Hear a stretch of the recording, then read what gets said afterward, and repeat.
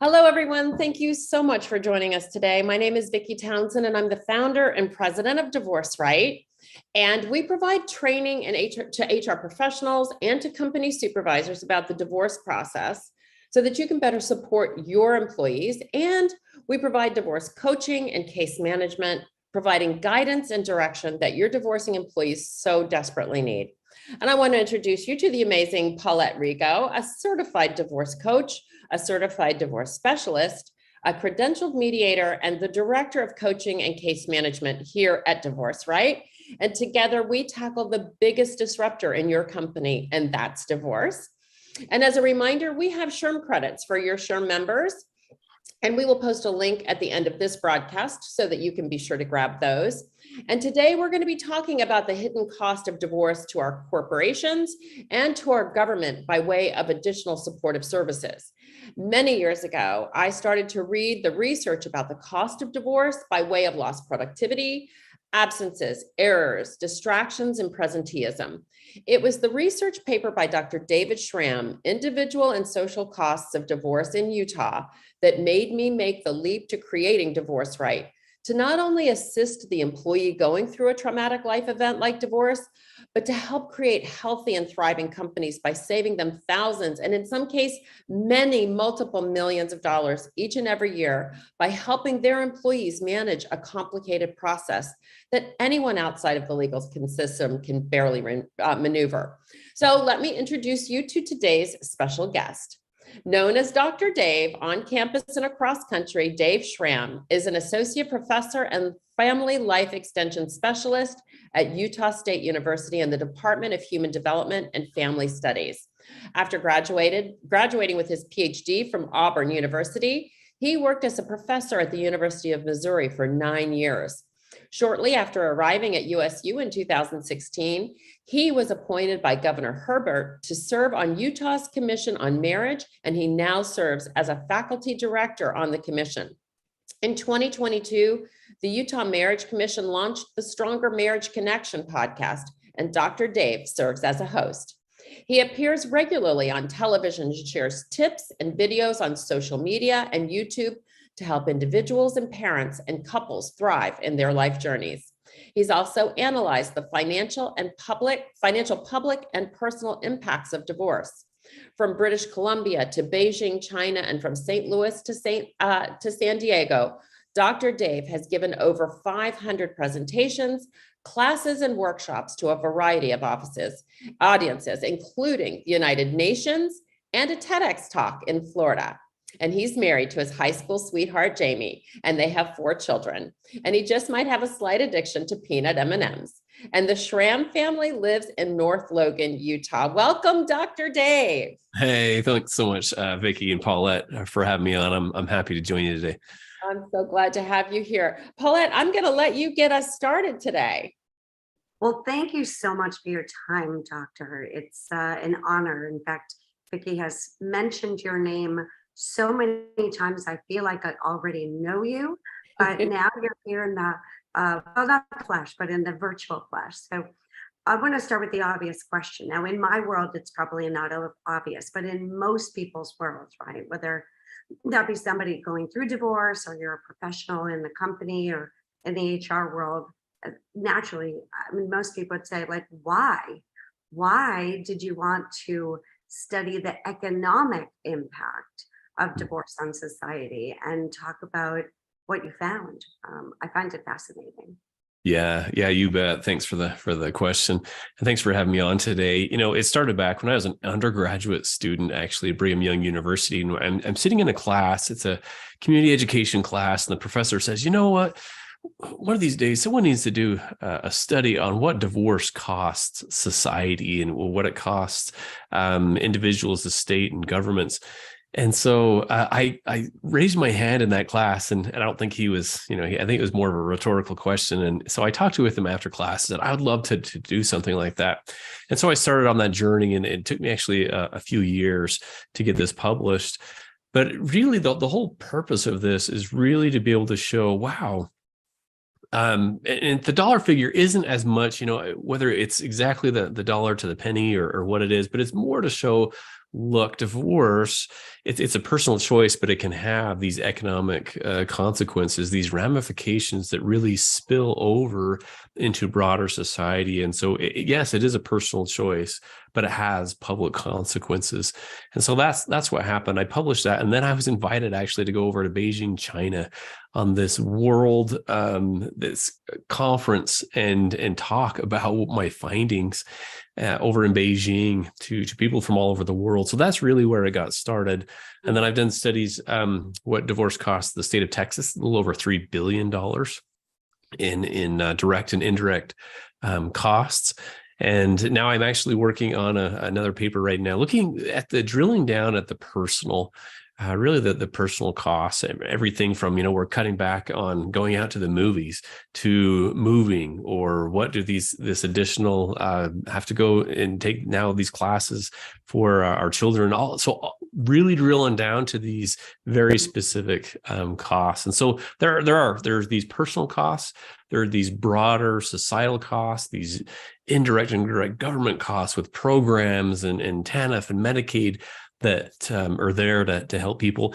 And the topic that I'm excited to talk a little bit about, the spillover into the workplace, and really what the business sector can do to help alleviate and help their employees as they're going through this really stressful process. I'm glad you brought that up, because there's been many discussions about how divorce affects families, children.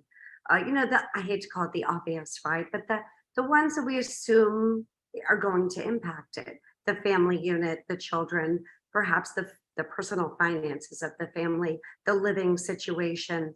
But I don't really know that when I went through my situation and seeing that I'm in the trenches with people every day, really think about beyond the micro, right? It's like the family unit gets thought about, but then as you see that it trickles into their work, extended family, and as you said, the broader macro of it all. So it affects every aspect. So now you started this, maybe you didn't start, I'm sure you started it before, but the study was released in 2013, right? So here we are a decade later. Have you found that what has really changed? And I know you have a new project now to discuss more of that shift into the more micro. But what have you seen in the last decade as a shift? Yeah. Costs all over the place. We've all felt that, especially I would say in the last few years, but we've seen the cost of everything from grocery, eggs, and everything else is increasing. And that has spilled over into even the public sector as well. And so budgets continue to grow larger to be able to pay for things. And so one of the things, because the average cost of divorce back in my study was about $30,000. And again, this is average. And so it's important to point that out, that there's some, if they don't have children, it's very simple, they're young or something, and they can manage those things, and it's not a lot of cost. But the cost, and you know this as well, the cost for attorneys and mediators, even divorce filing fees. I teach a divorce education class here at Utah State, the online class as well that we developed. So all these resources to help individuals through this difficult process, and it spills over into their children as well. And so I would say that even in the last decade, that's probably even gone up, I would say, by as much as $10,000. And so the average divorce that we're saying now is costing the direct and indirect effects of divorce cost society about $40,000 because of things like lost work productivity that you're talking about, their financial situation. Now, things have changed a little bit, as you both are aware of, and listeners are, specifically with women and their financial situation. So more women in the workforce the last few decades, and so they're not feeling that pinch as much. They still are, both parties, right? Living on one income is more difficult than two. But it continues to grow. Those costs continue to increase. No, I'm a little curious about the methodology. So the research was originally in Utah, but you also did a study in Texas. Is that true? Yeah. Yep, that's right. And so what I did is I was able to get a hold of the budgets and say, hey, okay, you know what sectors in Texas, and I think this one it was a little over $3.18 billion, which is about 12% of their budget. You think about that for a second. That's massive. But these are things like housing. This is medical assistance. This is cash assistance. This is food assistance. This is child care and development assistance, utilities. And so all of these areas, because people who experience that divorce and experience a strong, a heavy financial burden are, often turn to government assistance and government programs, at least in the interim, at least temporarily, to help them get back on their feet. Now, they'll also turn to family members and extended family members, to parents, to loved ones, to neighbors, to churches. And so I would look and say, okay, what is the ripple effect, and how are those areas being affected, including the business sector as well? Because we know the business, right? They continue to pay a heavy cost as well. I know there's a Harvard Business Review study that showed that divorce costs American businesses as much as $150 billion. The stress-related costs are $300 billion per year, and then the emotional stress related to divorce can account for nearly $75 billion in lost work productivity. So these are big costs that not just the person, but again, this ripple effect that so many are helping to pick up the pieces. And if I can say, presenteeism isn't even including in there, and Harvard says that's another $150 billion. That's, when you go to work, you can physically show up, but emotionally, mentally, you're checked out. That costs companies a lot of money. And so another thing, we don't think about is that the financial impact on women. Yes. Do you have statistics around I believe it's the number one cause of women going into poverty is divorce, correct? It is still, and it has been for decades, and it continues to be that way, especially women, and then more children that they have, that they, more mouths to feed, to put them in classes and to take them around. That's a stress, an emotional distress. We haven't even gone into the emotional part. This is the fiscal, the financial aspects that spill over. But women are continually, even today, much more likely, they're much higher, more likely to experience the financial costs of that they really bear the brunt of those costs. Yeah. And it's not an easy fix, but we know that we can make an impact on those numbers by just getting people to be able to just sit and kind of calm down. And if we can bring them the temperature in the room down, we can bring back a more focused employee. So you did a TEDx talk in 2020, that secret sauce to booming business. And I know that it was like the shortest study you've ever done. Why don't you tell us a little bit about that? And because people here are interested in how this affects business. Yeah, for sure. And so I was at Missouri, and it was just 2 questions, the shortest study that I've ever done. And it was, to me, life is all about, and then fill in the blank. And so even listeners right now, what is it? If you boil it down to like 1 or 2 words, to me, life is all about, and then I had them 1 or 2 words. The second question was, if I died tomorrow, what I would miss the very most would be, and then fill in the blank. And it was interesting as I analyzed the answers to these 2 questions. Now, over 1,300 people all across the United States filled this out. And as I looked at that, really the top question, to me, life is all about, 45% said something about family, right? And it was happiness, it was positivity. And guess what was missing from the list, Paulette and Vicki? 1.2% said anything related to work or money. Now, isn't that interesting? But now, pro workers are saying, well, wait a second, wait. Okay, now that doesn't mean that people don't enjoy work, that they love I love what I do. But to me, life is not about that. I work to live, right? I don't live to work. And so when HR and other directors and leaders and business managers, when they could really understand, okay, what is it that really means the most to the individuals, to my employees, these people, it's connection, it's relationships. And so that's really what I got thinking, wow, what is it? And how can employers What can they do to help families through the struggles, through their individuals? What can they provide? And so then I started looking at what are the top best places to work in the whole country? What is it? And Inc.com, they do this survey, and it was in 2019. They did 139,000. They just sent this survey out, and all these employees filled this out. And they came up with it was a little over 250 of these top places to work. And then I analyzed, because what happened is the leaders, they had 100 words to describe why we're a great place to work. And so I analyzed each of these 100 word summaries of why this business is a great place to work. And it was really revealing, because what I found was this pattern. So, and I'll also pause that for a second, because in life, we really come down, we have these three core needs that we all have, and that is safety, satisfaction, and connection.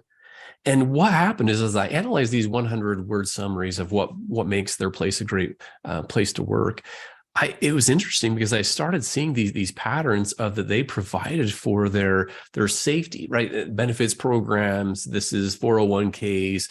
They're able to provide enough to meet those basic safety needs, emotional safety as well. The second need was satisfaction. So they're doing fun and enjoyable things. They really truly care. It's a fun atmosphere. There's this yearning for learning, for professional development to help them in their lives. So it's very satisfying. And then 3 is connection. These best places to work, they had this fun. It was this team culture. In fact, many of them even use the word family. It feels like family here. And so what happens then, someone going through divorce, think of those 3 needs again: safety, their emotional safety, and maybe, I don't know how this is going to affect my work. And so that need is threatened. Satisfaction. Life is not fun right now, either at work and at home. I do very little. That I don't go out and go bowling, right, with my friends, going through a really rough time emotionally. And connection, my most important, that connection, that person, my life, that's been disrupted. Maybe my connection with my kiddos, connections at work, connections with friends, my faith base. And so really what happens, someone's experiencing a divorce, they experience a crisis in their safety, satisfaction, and connection. So really the secret sauce to these booming businesses is that they really care about, truly care about their employees, and they treat them like family. And I have 3 suggestions for those who are listening of things that they can do. They find out an employee is really struggling. What can they do? What can they offer? And here's 3 suggestions. Number 1, best thing you can do right off the bat is show compassion. Show compassion. Hold up the emotional mirror and simply reflect before you try to fix anything. Just say, I am so very sorry for the pain and the hurt that you're going through. And so offer compassion. Number 2 is to connect them to possible resources, right? There's employee assistance programs, a counselor, or maybe just a listening ear to come into my office and to share if they need that. But they need to be able to connect to professional resources, maybe, counselor for their kids, something where you can help this employee through this with resources that are available. And third is to be flexible, to be patient through this. Maybe it's remote work, or maybe it's some, extended some deadlines, but to really show that flexibility where possible and help that person through that struggle. That's awesome. And, it's first of all, well, to everybody that's listening, we would love for a divorce right to be a solution to that, because the difference, I'd love to share the difference between what we do and those other EAP programs is we actually focus on getting them through the process of divorce and help them make some good life choices and of the entire umbrella. That's what's really so confusing, and people just have no security and safety in even making decisions in this process, right? That's scary, because you don't know if you're making the right decision or the wrong decision, right? So we kind of help them with that. So for those listening, we would love to be that option for you. So Dr. Dave, what do you think employers can do to mitigate the costs of divorce, and what can they do to help their employees that are struggling with their marriages? Yeah, in addition to some of the things I just mentioned, really understanding that, when they're coming to work, what's happening with this emotional, they're just flooded. And we talked about presenteeism and absenteeism and those kind of costs that come there. So being able to have, frequent breaks, to be able to check in, to have maybe work in teams where they have someone there instead of isolation, because with this isolation, what happens is that oftentimes people going through a divorce, at least 3 areas that they really struggle in, and that when they get to work, and that is lack of focus, being able to really stay focused, because again, the brain goes to either the past or the future instead of being right there in the present. And so then what we'll see in number 2 is these increased errors and these accidents. And some of these can have liability with some of these accidents and not being accurate. And then third is this distraction, right? This poor decision making. And so I think it's really helpful to have almost kind of like the buddy system, have someone that they can reach out to help them, to answer, and not necessarily someone to kind of, accountability, make sure that they're doing all right, but in a sense, really to help them through this, because there are some struggles, and they're mentally, they're not going to be all there. And so having that compassion, and actually just inviting them into the office and say, hey, what can we do? How can we be helpful? Can we be flexible? Can we help with anything on the side? Some employers may be able to help with, certain fees or certain things, to be able to say, hey, let us help you. Let us help you get back on your feet through this, knowing that it's going to pay really dividends, because this distraction is going to cost them in the long run. So being emotionally available and then financially available, and then employers can ask themselves this one question, and that's this: if I were to give my whole heart to this employee, what would occur to me to do?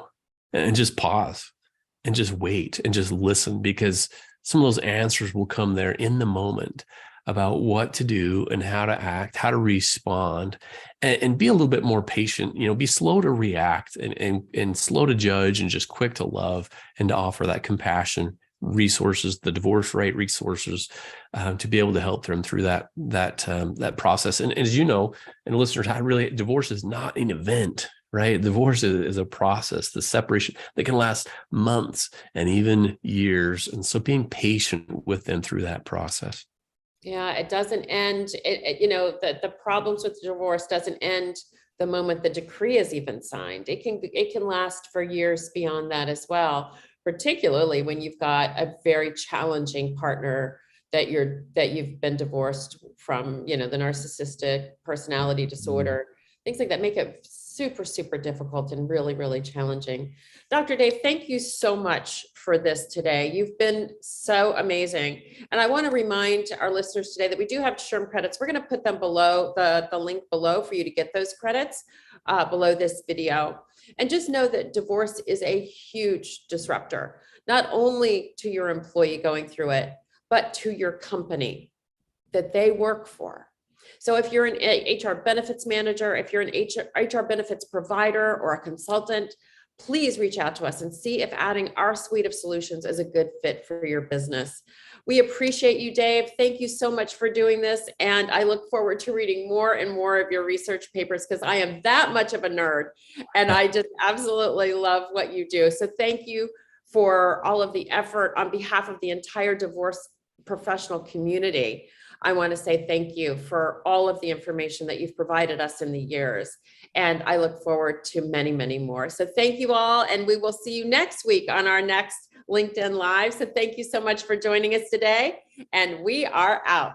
Bye for now.